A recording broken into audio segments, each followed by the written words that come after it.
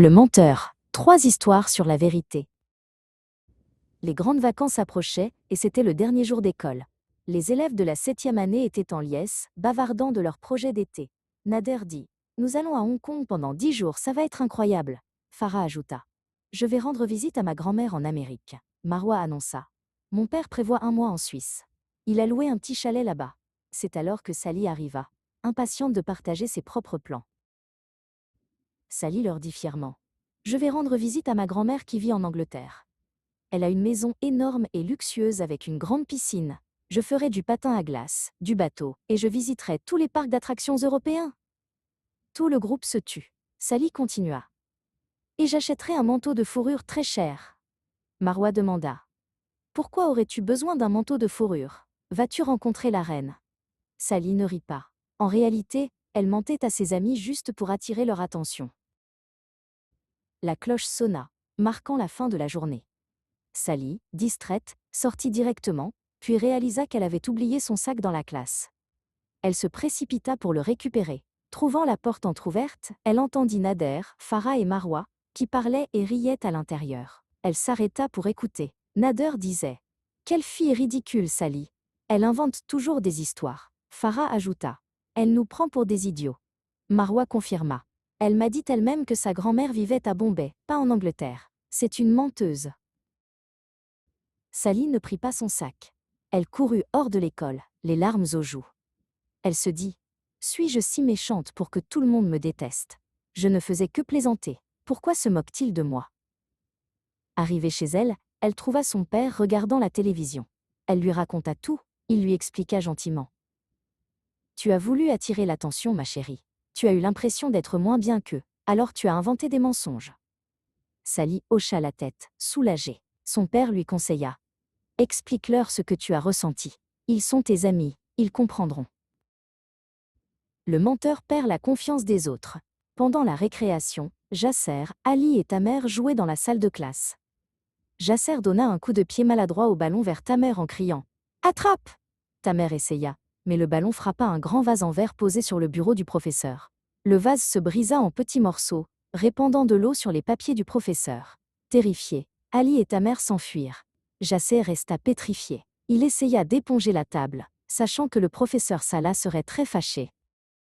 Par malchance, le professeur Salah entra juste à ce moment-là. Il était furieux en voyant son bureau. Le professeur Salah cria « Qui a fait ça ?» Il se tourna vers Jasser. « Sais-tu qui a causé ce désordre ?»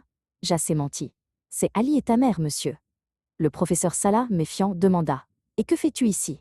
Tu devrais être dans la cour de récréation. » Jasser inventa un autre mensonge. « Je me suis fait mal à la cheville hier soir, alors je me reposais ici.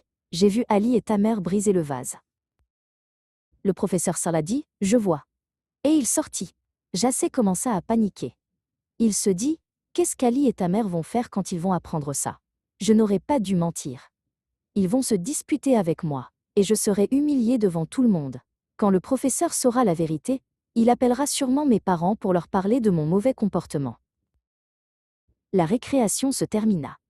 Ali et Tamer revinrent, suivis du professeur Salah. Le professeur dit à Jasser « Tu es un menteur. Ali et Tamer m'ont dit la vérité. C'est toi qui as cassé le vase, n'est-ce pas ?» Jasser ne put soutenir le regard. Il se tourna vers ses amis. « Mes chers amis, je suis vraiment désolé. Je n'aurais pas dû vous accuser. Veuillez me pardonner. » Plus tard, Ali et Tamer, voyant son remords, lui dirent « C'est une belle preuve de courage que d'admettre son erreur. Soyons de bons amis. Viens jouer au football. » N'aie pas peur de la vérité. Sarah, une fille de 6e année, se tenait près de la piscine avec ses amis Ibtissam et Safa. Elle rêvassait, se demandant comment elle allait fêter son anniversaire. Ses parents avaient divorcé 6 mois auparavant et elle n'avait pas vu son père depuis. Ibtissam et Safa remarquèrent son air absent. Safa proposa « Allons nager !» Ibtissam s'exclama « Oh, j'ai failli oublier, c'est l'anniversaire de Sarah jeudi prochain, n'est-ce pas? L'année dernière, ton père nous avait montré de super tours de magie. Vas-tu faire une fête cette année? Est-ce que ton père fera de nouveaux tours ?» Le visage de Sarah devint pâle. Que devait-elle leur dire? Elle ne comprendrait pas. Leur famille était heureuse. Alors qu'elle nageait, Sarah demanda « Viendrez-vous à ma fête d'anniversaire ?» Ses amis acceptèrent avec enthousiasme. Sarah tourna la tête pour cacher ses larmes. Elle s'ennuyait terriblement de son père. Quand elle rentra chez elle, elle n'eut pas faim. Sa mère s'approcha. « Chérie Sarah, dis-moi ce qui te tracasse. » Sarah dit, « Mes amis vont venir pour mon anniversaire. » Sa mère sourit. « Ce sera charmant. » Au moment de se coucher, Sarah confia à sa mère. « Mes amis ne savent pas que papa est parti. J'ai menti, et je leur ai dit qu'il serait là pour faire de la magie. Elles vont se moquer de moi. » Sa mère la serra contre elle. « Ma chérie, le changement fait partie de la vie. Nous devons faire face à la réalité. Mentir à ce sujet ne sert à rien, n'est-ce pas ?» Après un moment, Sarah dit, « D'accord maman, je vais tout leur dire. » Sa mère la réconforta. « C'est très courageux. Organise la fête, invite tes amis, et n'oublie pas de leur dire la vérité. » Le lendemain à l'école, Sarah raconta tout à ses amis et les invita à sa fête. Le jeudi soir, Ibtissam et Safa arrivèrent. Elles s'amusèrent beaucoup. La mère de Sarah avait préparé des boissons, des sandwichs et de la pizza. Les filles étaient joyeuses et remplies de bonne humeur. Sarah se sentit légère et heureuse. Elle avait affronté la vérité avec courage et ses vrais amis étaient restés à ses côtés.